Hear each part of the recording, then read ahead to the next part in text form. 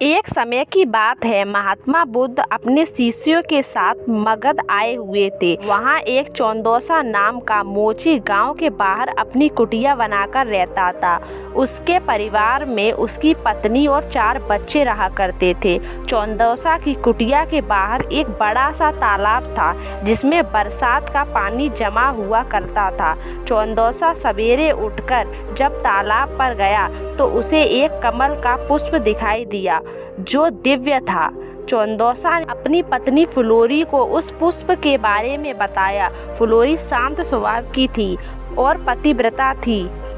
फुलोरी ने तत्काल बताया, महात्मा बुद्ध यहाँ से गुजरे होंगे, शायद वह इस तालाब के पास से गुजरे होंगे जिसके कारण यह फूल हुआ है। चौंदोसा के मन में अमीर बनने का स्वप्न जागृत हुआ। वह झटपट तालाब में कूद गया और उस पुष्प को तोड़कर ले आया और अपनी पत्नी को आगे की रणनीति बताता है। मैं यह पुष्प राजा को देकर इसके बदले ढेर सारा मूल्य प्राप्त करूंगा और हम लोग अपना जीवन आराम से व्यतीत करेंगे। फुलोरी, यह तो अच्छी बात है, यह पुष्प हमारे किस काम का? यह राजा को ही दे आइए। चौंदोसा, ठीक है, मैं शीघ्र ही लौट कर आता हूँ। कहते हुए वह राजमहल की ओर तेज कदमों से निकल पड़ा। रास्ते में चौंदोसा को तेज कदमों से जाते हुए एक व्यापारी देख लेता है। उसके हाथों में दिव्य पुष्प देखकर व्यापारी के मन में उस पुष्प को प्राप्त करने की अभिलाषा जागृत होती है। व्यापारी आवाज देकर चौंदोसा को बुलाता है और उस पुष्प का मूल्य पूछता है।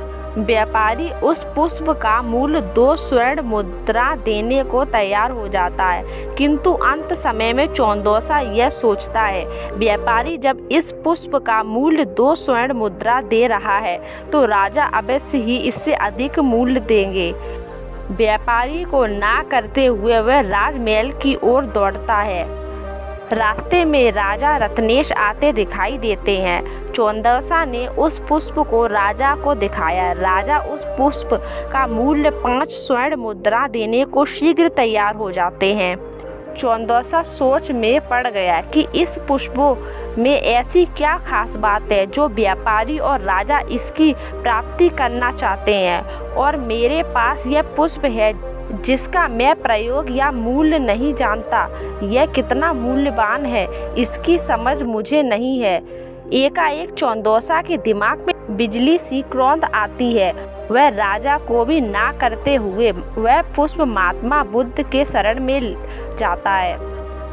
महात्मा बुद्ध के चरणों में गिरकर वह पुष्प उन्हें समर्पित कर देता है और उनके चरणों में शरण मांगता है। महात्मा बुद्ध चौंदोसा को उठाकर हृदय से लगा लेते हैं और उसे अपनी शरण में लेते हैं। चौंदोसा को ज्ञान प्राप्त होता है। फिर वह अपने समाज में ज्ञान के माध्यम से समाज की पीड़ा हरने का प्रयत्न करता है और आजीवन महात्मा बुद्ध का शिष्य बनकर रह जाता है।